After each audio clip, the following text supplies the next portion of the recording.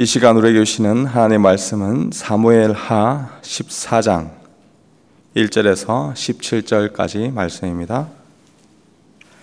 구약성경 사무엘하 14장 1절에서 17절까지의 말씀, 주의 말씀을 들으십시오.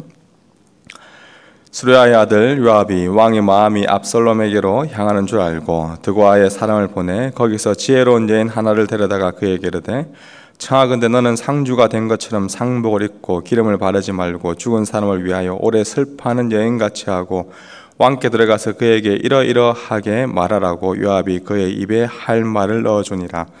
드고아 여인이 왕께 아뢰을 때에 얼굴을 땅에 대고 엎드리려되 왕이여 도우소서 하니 왕이 그에게 이르되 무슨 일이냐 하니라.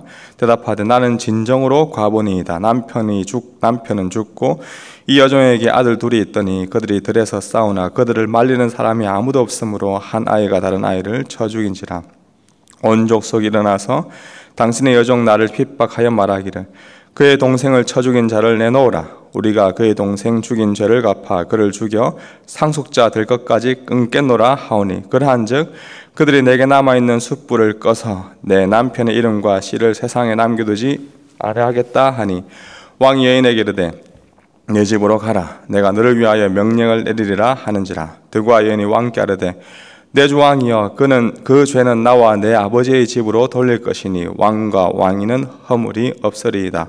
왕이 이르되 누구든지 내게 말하는 자를 내게로 데려오라. 그가 다시는 너를 건드리지도 못하리라 하니라. 여인이 이르되 청하건대 왕은 왕의 하나님 여호와를 기억하사 원수 갚는 자가 더 죽이지 못하게 하옵소서.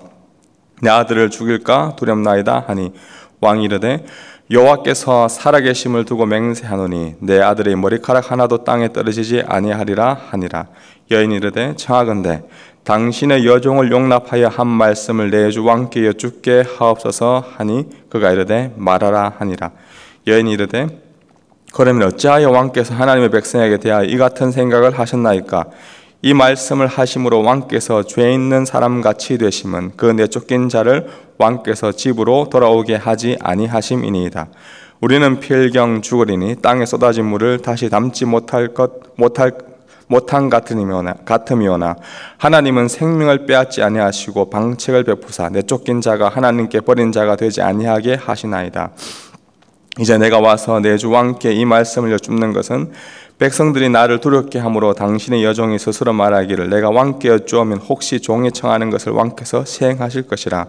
왕께서 들으시고 나와 내 아들을 함께 하나님의 기업에서 끊을 자의 손으로부터 주의 종을 구원하시리다 하미니이다. 당신의 여종이 또 스스로 말하기를 내 주 왕의 말씀이 나의 위로가 되기를 원한다 하였사오니 이는 내 주 왕께서 하나님의 사자같이 성과 악을 분간하심이다. 원하건대 왕의 하나님 여호와께서 왕과 같이 계시옵소서. 아멘. 다윗의 첫째 아들 암논이 배다른 형제 압살롬의 여동생 다말을 강간하였습니다.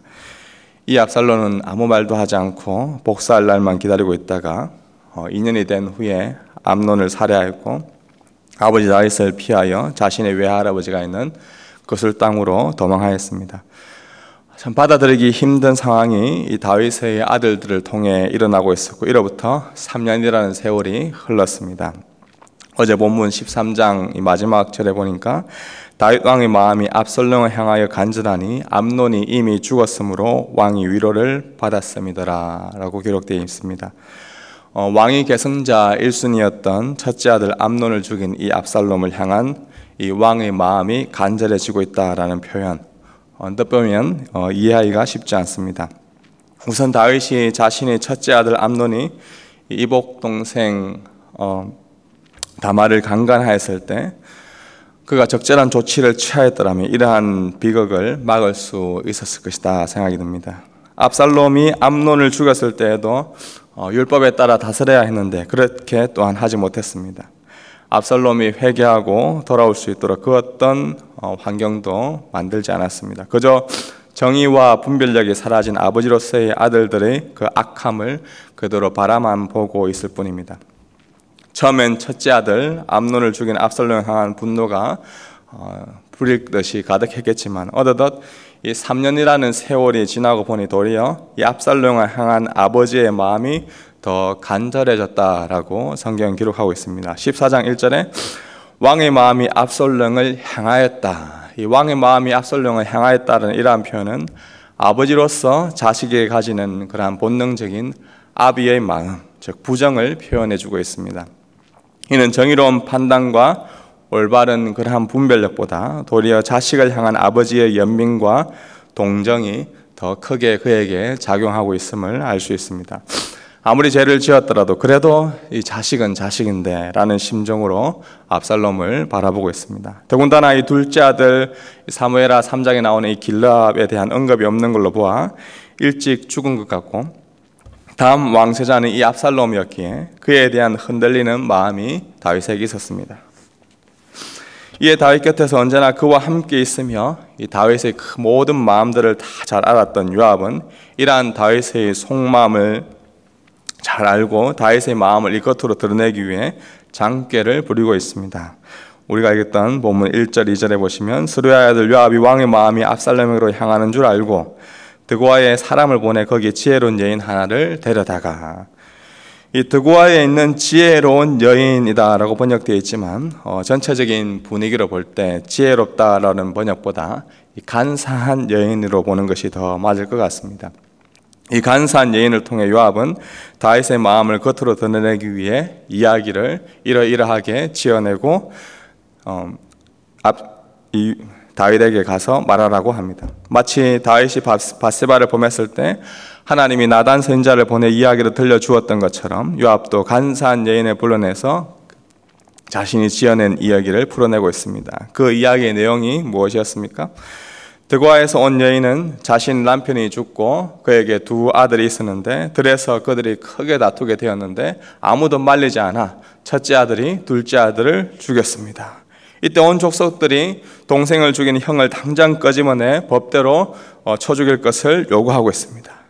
그러자 이 여인은 7절 말미에 그들이 나에게 남아있는 이 숯불을 꺼서 나에게 마지막 희망조차도 사라지게 하려는 그 족속들에게 주이시여, 왕이시여, 나를 좀 구원해 주시옵소서, 우리 아들을 좀 구원해 주시옵소서, 이러한 여인의 간절한 호소가 있었습니다. 이에 다윗은 어떤 판단을 내립니까?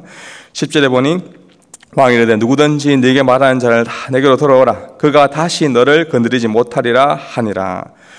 율법대로 처리하기보다 당신의 사정이 딱하니 누구도 당신과 첫째 아들을 건드리지 못하게 할 것이니 머리털 하나도 땅에 떨어지지 않게 할 것이니 걱정하지 말라라고 이야기합니다.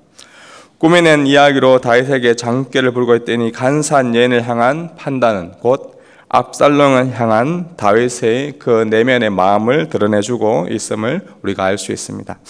이에 간사한 여인이 다윗을 향해 당신은 왜 지금 그렇게 하고 있지 않습니까? 지금까지 말한 것이 바로 당신의 이야기입니다 라고 드러내고 있습니다. 13절에 보시면 여인이 이르되 그러면 어찌하여 왕께서 하나님의 백성에게 대하여 이 같은 생각을 하셨나이까? 이 말씀을 하심으로 왕께서 죄 있는 사람같이 되심은 그 내쫓긴 자를 왕께서 집으로 돌아오게 하지 아니하심이니이다. 바로 이 내쫓긴 자 압살롬을 다시 왕궁으로 불러들이지 않는 왕은 마치 저희 첫째 아들을 죽이려고 하는 그 족속들과 같습니다. 지금까지 말한 것은 바로 당신의 이야기입니다 라고 말하고 있습니다. 이후 내일 본문을 통해 이 일이 요압을 통해 꾸며진 이름을 알게 되었고 또 압살롬을 다시 돌아오게 합니다. 어제부터 이어지는 오늘 본문을 통해 우리는 이 악을 수용하고 방관하였을 때 어떤 비극이 이어져 가는지를 우리는 볼 수가 있습니다. 특히 아버지로서 자녀를 향한 그 아비의 마음, 부정에 이끌려서 올바른 판단을 하지 못하고 하나님의 뜻을 거스르는 삶을 살 수 있음을 또 우리는 아비로서 또 어머니로서 부모로서 경계해야 할 것입니다. 행실 나쁜 두 아들의 악한 행동을 죄로 지적하지 않은 그 엘리 제사장의 모습이 곧 다윗 왕에서도 보입니다. 아들들을 하나님보다 더 중하게 여기고 귀하게 여겨서 아들들에게 올바른 길보다 그들이 원하는 대로 걸어가게 놔두었던 것처럼 다윗 또한 아들들의 죄에 대해 분별하지 못하고 오히려 이 고의로 심한 죄를 지은, 고의로 사람을 쳐 죽이기까지 한 그 압살롬 왕의 아버지로서의 연민과 동정심을 느껴서 그를 다시 왕궁으로 데려오고자 했던 그 인간적인 마음이 다윗에게 더 훨씬 강했음을 우리는 알 수가 있습니다. 고의로 범한 죄를 철저히 회개하고 또한 정당한 대가를 치르도록 하는 것이, 그에 따른 합당한 벌을 받게 하는 것이 왕으로서의 바른 다스림에도 불구하고 아버지로서의 자식을 향한 마음이 자신의 판단을 더 흐리게 만들었습니다. 한편으로 또한 곁에 있었던 우리 요압을 한번 생각해 보십시오. 이러한 다윗의 마음을 잘 알고 있었던 이 요압이 인간의 장꾀가 아니라 하나님의 방법과 뜻대로 그에게 합당한 조언을 하였다면, 그렇게 했어야 했다면 어떻게 했어야 할까요? 당장 압살롬을 데려오는 그러한 미봉책이 아니라 진정으로 이 부자 간에 나누어진 마음을 다시 연합하기 위한 그런 합당한 비유와 이야기로 서로의 죄를 회개하도록 했어야 했습니다. 그러나 그는 이 자신의 정치적인 자리와 권력을 위해 다윗과 압살롬을 이용하는 격이 되고 말았습니다. 사랑하는 주의 백성 여러분, 자녀를 향한 연민과 또한 정의가, 하나님의 말씀이 서로 합하지 않을 때, 부합될 때 우리는 어떻게 해야 할까요? 예수님이 겟세마네에서 기도하였을 때 예수님은 성부 아버지께 이 잔을 내게서 피하게 할 수만 있다면 피하게 하시옵소서, 애타게 피눈물 나도록 하나님께, 아버지께 부르짖었습니다. 그러나 우리 하늘 아버지는 자신의 백성들이 저질렀던 그 악한 죄를 정당한 절차에 따라 저와 여러분의 죄의 대가를 치르기 위하여 자신의 아들을 향한 그 연민과 부르짖음을 철저히 외면하셨던 분이십니다. 아들 예수님은 죄가 없으신 분이기에 그를 향한 연민과 동정의 마음으로 그를 십자가의 길을 걷지 않도록 아버지로서 아들 예수의 길을 막을 수도 있었습니다. 그러나 성부 아버지는 당신의 아들을 철저히 그 회개의 자리, 죽음의 자리로 내몰면서 그 자리에 있어야 할 저와 여러분의 모든 죄값을 단번에 대신 해결하도록 자신의 아들의 그 부르짖음을 외면하신 분입니다. 그 하늘 아버지의 공의로우신 그 다스림에, 그 하늘 아버지의 공의로우신 그 십자가로 인하여서 우리가 죄 없다 칭함을 받게 되었습니다. 고의적으로 살인을 저지르고도 회개하지 아니하고 도망갔던 그 압살롬과는 달리 자신의 죄가 아님에도 불구하고 저와 여러분을 위해 죄를 스스로 지시고 죄인 취급받으시며 온전히 십자가의 길을 걸어가사 우리의 모든 죄값을 대신 치러주신 그 아들 예수님, 그분을 인하여서 예수님의 그 지혜와 사랑으로 인하여서 저와 여러분은 이 하루를 살아갈 수 있는 것입니다. 그 하나님의 은혜로, 그 아들 예수 그리스도의 사랑으로 또 오늘도 살아가는 저와 여러분 되기를 주님의 이름으로 축복합니다.